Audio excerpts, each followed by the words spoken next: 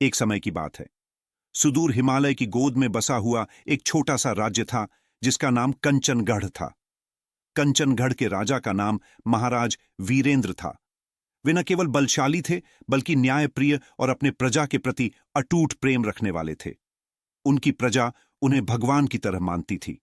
लेकिन एक रहस्य था जो सिर्फ राजा और उनके पुराने मंत्री विष्णुकांत को पता था। राजा वीरेंद्र के पास एक अद्भुत खजाना था। उस खजाने की खास बात यह थी कि वह किसी को नजर नहीं आता था। राजा को एक दिन स्वप्न में एक साधु दिखाई दिए थे जिन्होंने कहा था कि खजाना एक विशेष मंत्र से जुड़ा हुआ है और अगर मंत्र भूल से भी किसी और के कान में पड़ा तो खजाना हमेशा के लिए अदृश्य हो जाएगा। यह रहस्य केवल राजा और उनके विश्वस्त मंत्री विष्णुकांत को पता था। एक दिन राजा के राज्य में एक रहस्यमयी व्यक्ति आया जो अपने आप को अज्ञात साधक कहता था। उसने राजा के दरबार में आने के बाद कहा, महाराज, आपके राज्य में एक ऐसा खजाना है जो साधारण आंखों से दिखाई नहीं देता। मुझे उस खजाने का पता है। यह सुनकर महाराज चौंक उठे।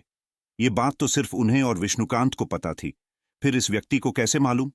राजा ने उससे पूछा, तुम्हें कैसे पता इस खजाने के बारे में? अज्ञात साधक मुस्कुराया और बोला, महाराज, संसार में बहुत सी शक्तियां होती हैं जिन्हें आप जान नहीं सकते, लेकिन मैं आपको यह खजाना दिखाई देने